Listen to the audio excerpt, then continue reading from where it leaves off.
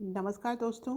आज अपना topic RAS main से वैश्विक अर्थव्यवस्था से लिया गया है, आईएमएफ एंड वर्ल्ड बैंक।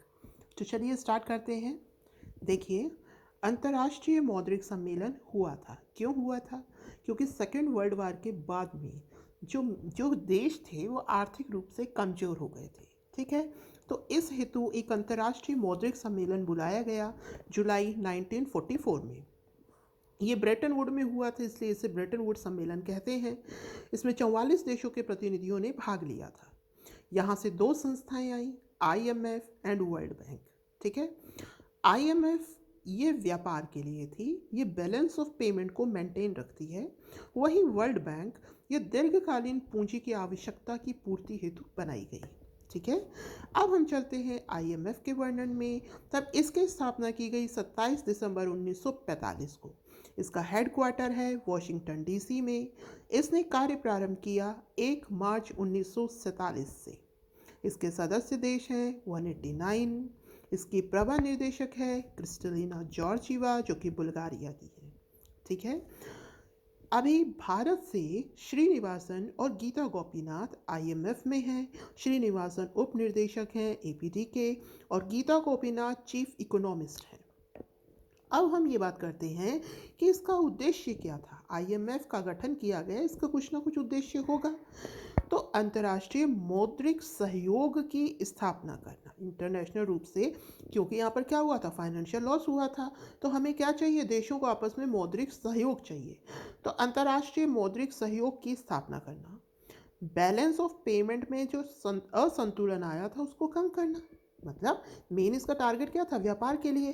तो व्यापार में क्या होता है, बैलेंस ऑफ पेमेंट होता है। आयात निर्यात में मैं ये आपको पहले भी एक टॉपिक में बता चुकी हूँ।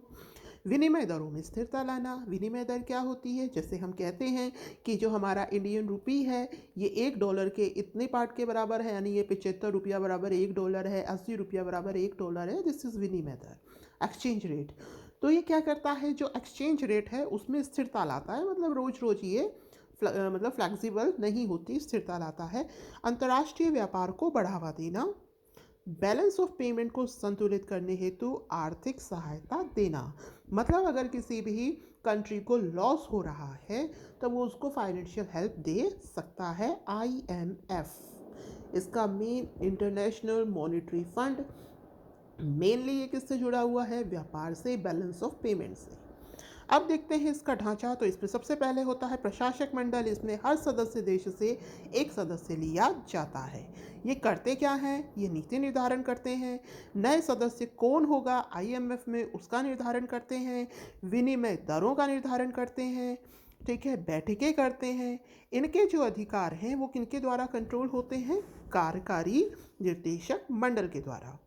यह निर्णय लेने की स्थायी संस्था है। उन्होंने एनालिसिस किया, फिर बाद में स्थायी संस्था है, ये जो निर्णय लेगी वो स्थायी होगा। इसमें दोस्तों 24 कार्यकारी निर्देशक होते हैं। इसमें से 7 फिक्स हैं, इन देशों से ही आएंगे। कौन कौन से देश हैं, ये अपने वही हैं जिन्होंने सेकेंड वर्ल्ड वार में जो मेन थे, America, Britain, Germany, China, France, Japan, और ये सऊदी अरेबिया बाद में जोड़ा गया। ठीक है, नॉर्मली हम 5 लेते हैं, इसमें जर्मनी एक्स्ट्रा है और सऊदी अरेबिया। ओके, आगे आती है अंतरिम समिति। यह एक सलाहकारी संस्था है। समझौता धारा में संशोधन मामलों में प्रशासक मंडल को सलाह देती है। मतलब जो भी समझौता धारा, मतलब जो भी आपने रूल्स बनाए हैं, समझौता किया है, उसमें अगर कोई संशोधन करना है तो ये क्या करती है, यह प्रशासक मंडल को राय देती है। इसकी वर्ष में होती हैं 2 बैठकें। अगली है विकास समिति। तो विकास समिति किसकी बात करेगी, विकास की। किनमें, विकासशील देशों में। तो विकास समिति विकासशील देशों को दी जाने वाली सहायता पर सलाह देती है। ये किससे रिलेटेड है विकास समिति, आईएमएफ और वर्ल्ड बैंक की संयुक्त समिति है। अब हम देखते हैं इसके कार्य। देखिए, किसके कार्य, आईएमएफ के। यह वैश्विक व्यापार की सुविधा प्रदान करता है, विश्व बैंक से सहयोग स्थापित करता है, ये सहयोगी संस्था है उसकी। अंतर्राष्ट्रीय वित्तीय प्रवाह की बाधा को दूर करता है। आप ट्रेड कर रहे हैं तो जो बाधा आएगी उसमें वित्तीय प्रभाव में उसको दूर करता है।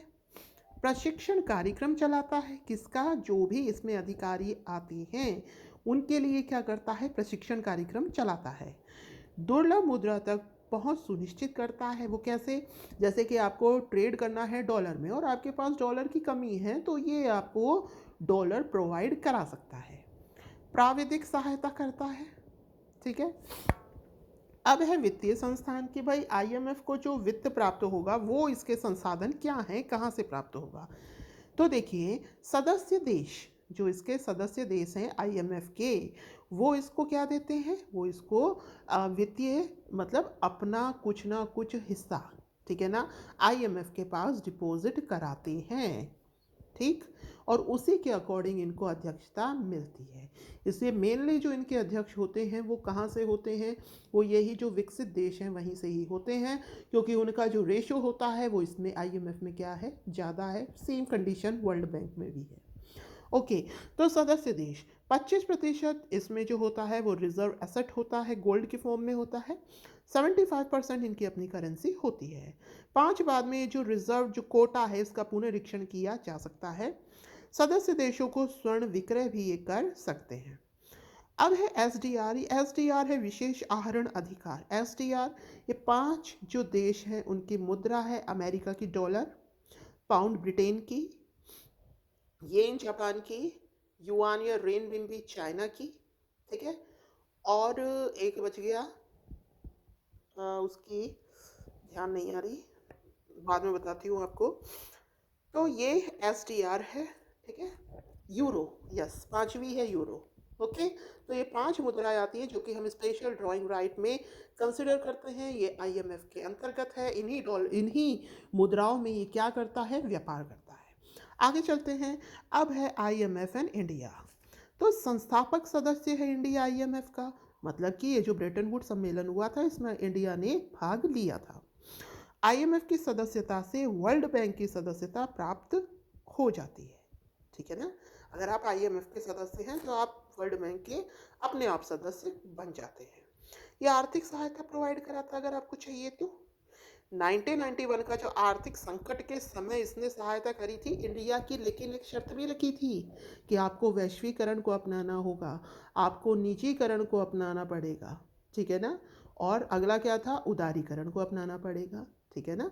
तो ये इसने कंडीशंस भी रखी थी कि आपको इन 3 पर काम करना होगा, तब हम आपको फाइनेंशियल हेल्प करेंगे। आलोचना, एमडी और निर्देशक मंडल पे बड़े देशों का नियंत्रण। ये मैंने अभी आपको बताया है कि ये जो हायर पोस्ट होती है इस पर जो विकसित देश हैं उनका ही कब्जा है।